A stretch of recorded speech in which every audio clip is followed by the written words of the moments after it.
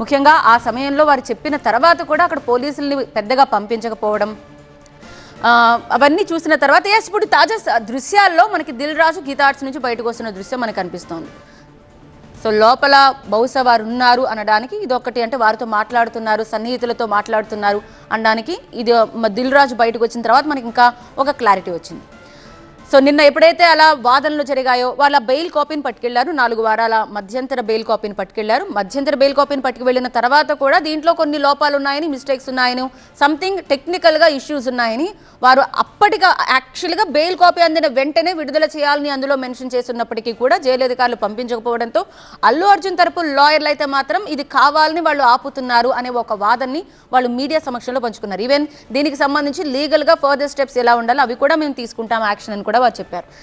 అల్లు అరవింద్ అక్కడే ఉన్నారు, చాలాసేపు నిన్నంతా కూడా అక్కడే ఉన్నారు. ఆ తర్వాత వారు వెళ్ళిపోయి మళ్ళీ తెల్లవారుజామునే వారు ఫార్మాలిటీస్ అన్ని కూడా, ఒక సరైన ప్రెజెంటేషన్ మీ జీవితాన్నే మారుస్తుంది. అలాంటి ఎంఎస్ పవర్ పాయింట్ గురించి నేర్చుకుందాం అనుకుంటున్నారా? అది కూడా సింపుల్ వేలో అయితే ఫ్రీడమ్ యాప్ని డౌన్లోడ్ చేసుకోండి.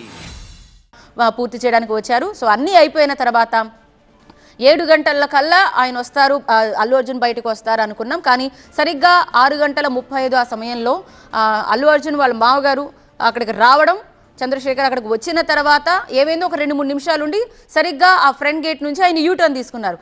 వెళ్ళిపోతున్నారేంటి ఇక్కడి నుంచి అని ఒక అనుమానం వచ్చింది. అప్పుడే మనకు అందిన ఇన్ఫర్మేషన్ అల్లు అర్జున్ని ప్రిజన్స్ గేట్ నుంచి ఆయన్ని విడుదల చేస్తున్నారన్న సమాచారం అందడంతోనే చంద్రశేఖర్ అక్కడి నుంచి తన వాహనాన్ని అటువైపుగా తరలించినట్టుగా మనకు అర్థమైంది.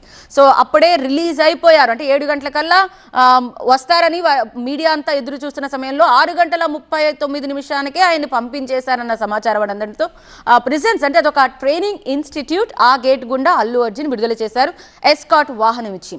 ఇక అక్కడి నుంచి కొంత దూరం కొంతమంది ఫాలో అయ్యారు. ఆ తర్వాత అక్కడి నుంచి కూడా మనకి సమాచారం లేదు. సో డైరెక్ట్గా ఇంటికి వస్తారని అనుకున్నారు కాబట్టి అక్కడ కూడా భారీ బందోబస్తు ఏర్పాటు చేశారు. కానీ అల్లు అర్జున్ నేరుగా తన నివాసానికి రాలేదు, మామగారి ఇంటికి వెళ్ళినట్టుగా తెలిసింది. బికాస్ రాత్రంతా భార్య పిల్లలు అక్కడే ఉన్నారన్న సమాచారంతో ముందుగా వారిని కలవడానికి అక్కడికి వెళ్ళినట్టుగా తెలిసింది. అక్కడి నుంచి గీతా ఆర్ట్స్కి చేరుకున్నారు. సో గీతా ఆర్ట్స్ లోపలి దృశ్యాలు మీకు చూపించే ప్రయత్నం చేస్తున్నాం. అద్దం లోపల నుండి కొంతమంది అక్కడ మాట్లాడుతున్న దృశ్యం మనకి లోపల నుంచి క్యాప్చర్ చేసే ప్రయత్నం చేస్తున్నాం. సో ఏవైతే వెహికల్స్ ఉన్నాయో అవన్నీ కూడా లోపలికి వెళ్ళాయి. సో మనకి గేట్ లోపల నుంచి, అంటే మనకి గేట్ బయటే కెమెరాని వారు కవర్ చేయకుండా అడ్డుకుంటున్నారు. సో అక్కడి నుంచి లోపల ఎలా ఉందనేది మీకు చూపించే ప్రయత్నం చేస్తున్నారు. సో పోలీస్ ఎస్కాట్ తోటి గీతా ఆర్ట్స్కి చేరుకున్నారని తెలిసింది. ఈవెన్ ఇప్పుడే కొద్ది క్షణాల క్రితమే దిల్ రాజు కూడా అక్కడి నుంచి బయటకు వచ్చారు. సో ఏ క్షణానైనా బహుశా 8 గంటల కల్లా ఆయన నివాసానికి వెళతారు అన్న సమాచారం అందుతోంది.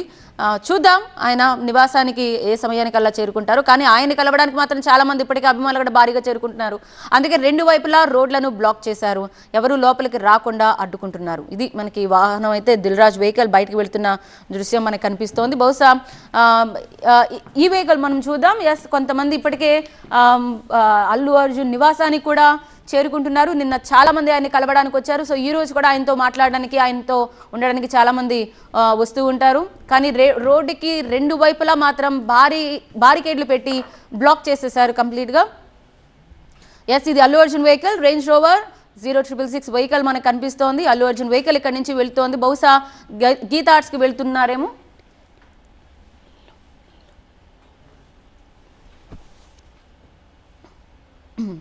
అల్లు అర్జున్ బాడీ గార్డ్స్ కూడా మనకు కనిపిస్తున్నారు, సెక్యూరిటీ వాళ్ళు కూడా కనిపిస్తున్నారు. సో వెహికల్ అయితే లోపల నుంచి బయటకు వచ్చింది. బహుశా డ్రాప్ చేసి వచ్చిందా, లేకపోతే బయటకు ఇప్పుడు వెళ్ళి గీతా ఆర్ట్స్లో ఉన్న ఆయన్ని తీసుకుని మళ్ళీ నివాసానికి చేరుకుంటుందా అనేది మనకి ఇంకా క్లారిటీ లేదు. సో గీతా ఆర్ట్స్ దగ్గర ఆయన బాడీ గార్డ్స్లో కొంతమంది అక్కడ ఉన్నారు, అండ్ నివాసం దగ్గర కూడా కొంతమంది ఉన్నారు.